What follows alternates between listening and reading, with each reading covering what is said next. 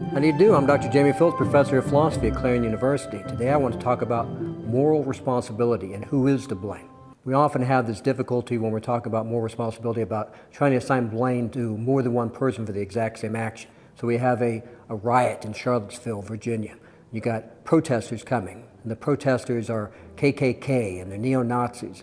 And they protest and they say horrible things. And we want to know, are they to blame for their actions? So we hold them responsible, but then we try to talk about other people as well. We blame Donald Trump for being responsible. We blame people who voted for Donald Trump for being responsible. Who is to blame for those actions? Sometimes I think the problem of moral responsibility gets bound up and gets mistaken because of it being associated with causation. And causal responsibility is itself a real mess in philosophy. And so causation, we tend to think that X causes Y. It means that something like, if you have X, you get Y. X is sufficient for Y. And we're looking for the cause. We're always trying to find what's the cause of something that actually happened. What was the cause of World War II? What was the cause of the Civil War? Why do I look so good? Okay. And so the causes are going to have to be something we think is in singular. One thing causes another because we have this conception of the past causing the future. The causation itself ends up being far more complex than that. So I'm going to give you a case, and the case is going to be the case of Mr. Unlucky.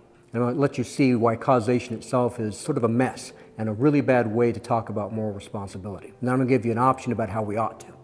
So we got a guy by the name of Mr. Unlucky. And Mr. Unlucky is walking at the top of a high skyrise building. He's 100 stories up.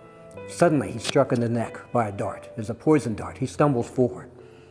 Off the ledge, he begins to tumble over and over and over again as the poison slowly seeps into his body, slowly moving towards his brain.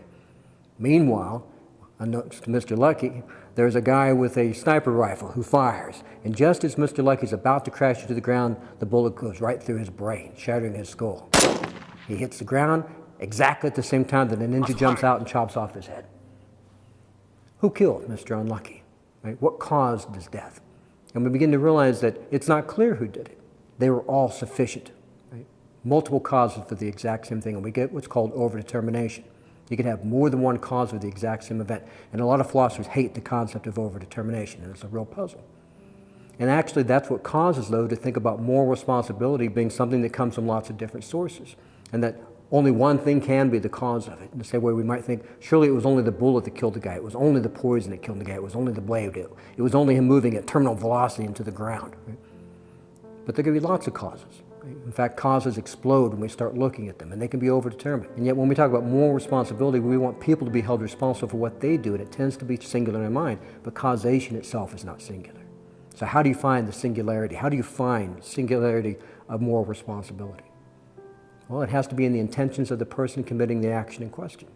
We're responsible for everything that we intend to do knowingly, and we're responsible for everything that we allow to happen knowingly.